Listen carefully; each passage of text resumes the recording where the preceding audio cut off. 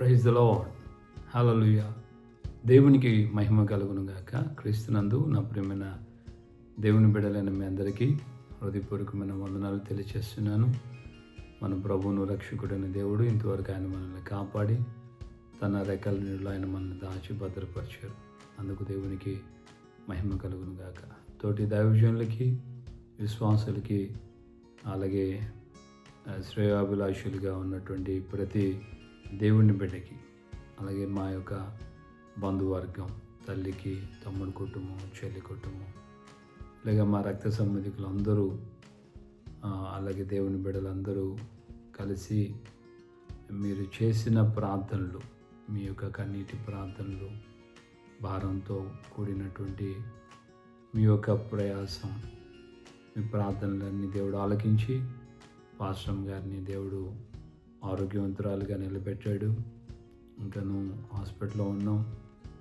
So ఈ యొక్క సమయంలో ప్రజెంట్ ఆమె యొక్క సిచ్యువేషన్, ఆ యొక్క ఎంఆర్ఐ స్కాన్ చేశారు, అల్ట్రాసౌండ్ చేశారు, స్కానింగ్స్ జరిగాయి, ట్రీట్మెంట్ ఇస్తున్నారు. తర్వాత ఆ హార్ట్ విషయంలో దానికి మళ్ళీ ఒక టైం ఇస్తాము యాంజియోగ్రామ్ చేయడానికి అని చెప్పారు. కాబట్టి ఆమె కోసం మీరు ప్రార్థన చేయండి. వారు ఎప్పుడు డేట్ ఇస్తారో తెలియదు. అదే సమయంలో డిశ్చార్జ్ కూడా ఈ 2-3 రోజుల్లో జరుగుతుంది. కనుక మీరు ప్రార్థన చేయాలని ప్రేమతో కోరుకుంటున్నాను. Praise the lord. హల్లెలూయా. మరి సమయంలో దేవుని యొక్క లేఖనంలో నుండి ఒక చక్కటి మాటను మనం ధ్యానించుకుందాం.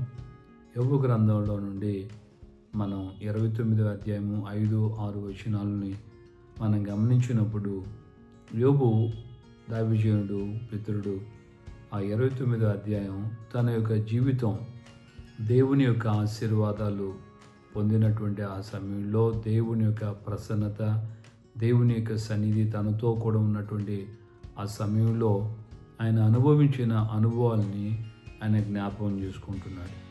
ఆయన ఉన్నటువంటి సమయం, ఆయన ఈ మాటలు చెప్తున్న పరిస్థితి చాలా కష్టమైనటువంటి కఠినమైన కాలం, కష్టభరితం, మామూలు శ్రమలు కాదు, అంతటి ఘోరమైనటువంటి శ్రమలను ఆయన అనుభవిస్తున్నాడు. అలాంటి శ్రమలు అనుభవిస్తున్నటువంటి వేళలో కూడా దేవుడు తనకు తోడై ఉన్నటువంటి ఆ దినాలను ఆయన మర్చిపోలేదు. దేవునికి మహిమ కలుగును గాక. హల్లెలూయా. సో మనం కష్టాల్లో ఉన్నప్పుడు మనం దేవుని యొక్క మేలులు పొందిన ఆ గడియను, ఆ సమయాల్ని మనం అసలు జ్ఞాపకం చేసుకోం. అవన్నీ మర్చిపోతాం. కష్టాలు కలిగినప్పుడు, బాధలు కలిగినప్పుడు దేవుడు తమకు ఏం చేశారో ఇజ్రాయేల్ కూడా మర్చిపోయారు. ఎర్ర సముద్రం దాటారా, దాటగానే మారా ఎదురైందా, మారా ఎదురవగానే ఎర్ర సముద్రం ఎంత గొప్ప దేవుడు 2 పాయలు సముద్రాన్ని ఆరిన నెలగా రాత్రికి ఆరిన నెల అవటం ఏంటి, మనం అందులో పడి రావటం ఏంటి, మనల్ని తరుముకొని వచ్చినటువంటి ఆ ఐగుప్తులు అలాగే ఆ యొక్క సముద్రంలో పడి చనిపోవటం ఏంటి, ఎంతో గొప్ప దేవుడు మనకు తోడే ఉన్నాడు అన్నటువంటి విషయాన్ని బయటికి రాగానే జేజేలు కొట్టారు, చప్పట్లు కొట్టారు, భజన చేసినట్టుగా చేశారు, అయిపోయింది. 2 రోజులకు 3వ రోజుకి మారాలోకి వెళ్ళగానే మొత్తం మర్చిపోయారు. ఐగుప్తులు చేసిన అద్భుతాలు మర్చిపోయారు. ఐగుప్తుల్లో ఆ తొలి సంతానాన్ని, వారికి యొక్క సంతానాన్ని చంపిన విషయాన్ని మర్చిపోయారు. తమ సంతానాన్ని దేవుడు కాపాడిన విషయం మర్చిపోయారు. ఎర్ర సముద్రం విషయం అస్సలకి మర్చిపోయారు. ఇలాంటి భయంకరమైన పరిస్థితి, మేము ఇక్కడ సావడానికంటే ఐగుప్తులకి మళ్ళా దాసులుగా ఉండడానికైనా మాకు ఇష్టమే అని అన్నారు.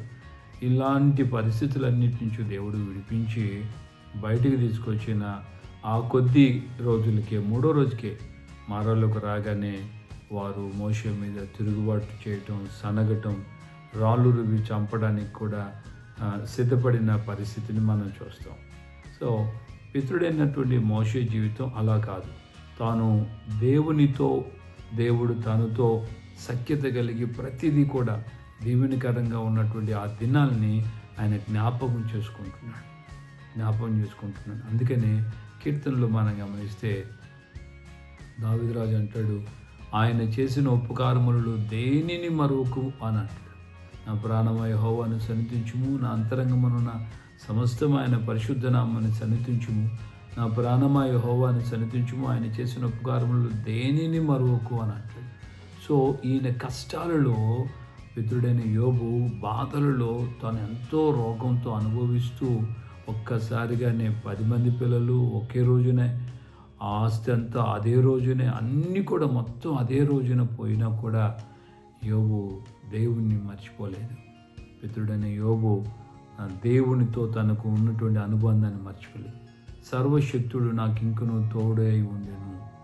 నేను అడుగుపెట్టిన చోటు నా పాదములు అడుగుపెట్టినప్పుడు నేతిలో పడ్డాయి. నా పిల్లలు నా చుట్టూ ఉన్నారు.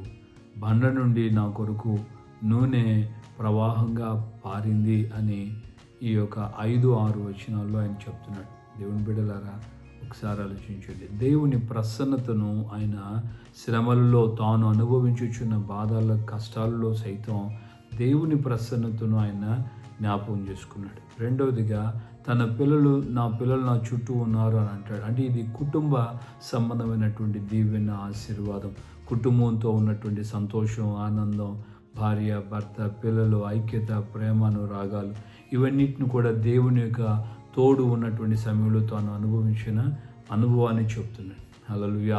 సో మూడవదిగా మనం గమనిస్తే ఆయన అడుగుపెట్టిన ప్రతి చోట ప్రతి కార్యం కూడా సఫలమవుతూ వచ్చింది.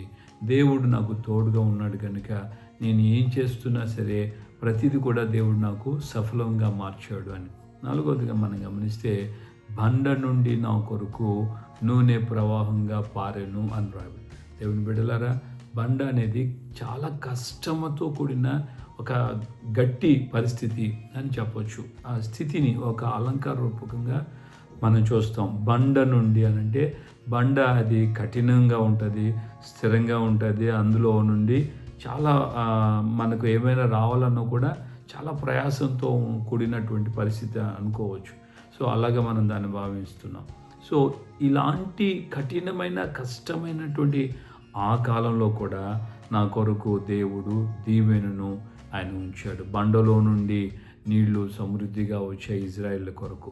ఆ విధంగానే ఈయన జీవితంలో కూడా బండ నుండి సమృద్ధిగా నూనె అంటే చాలా సాధారణంగా నీళ్లతో పోలిస్తే నూనె యొక్క విలువ చాలా విలువైనది కదా. అలాంటి విలువైనటువంటి స్థితిని కూడా కష్టాలలో సైతం, బాధల్లో సైతం విలువైన స్థితిని దేవుడు నాకు అనుగ్రహించాడు అని చెప్పి ఆయన చెప్తున్నాడు.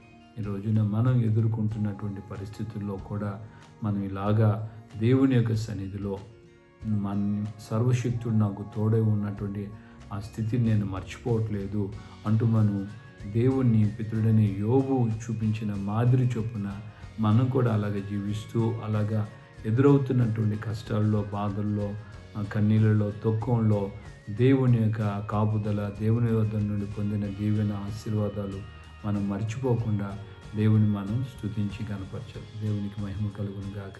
హల్లెలూయా. మరి ఈ యొక్క ఉదయకాలం ముందు దేవుని యొక్క సన్నిధిలో దేవుని యొక్క మాటలు వింటున్న నీవు ఏ పరిస్థితిలో ఉన్నావో ఒకసారి జ్ఞాపకం చేసుకో.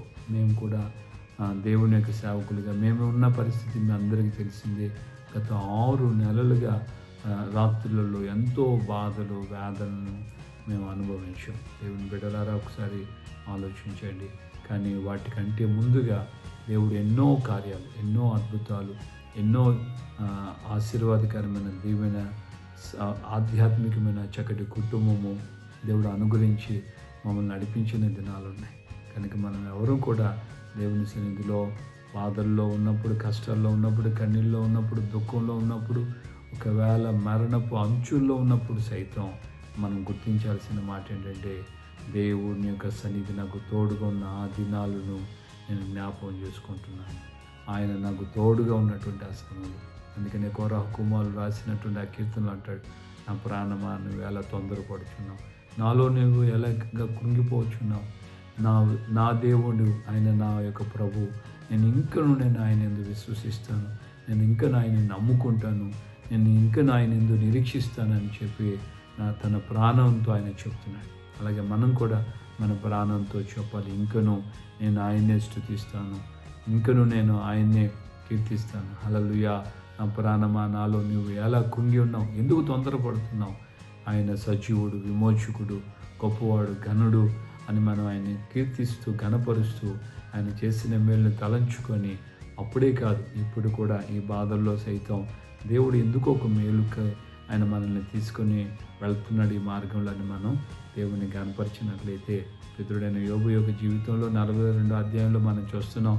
దేవుడు యోబును మొదట ఆశీర్వదించిన దానికంటే కూడా రెండంతలుగా ఆయన ఆశీర్వదించాడు. హల్లెలూయా.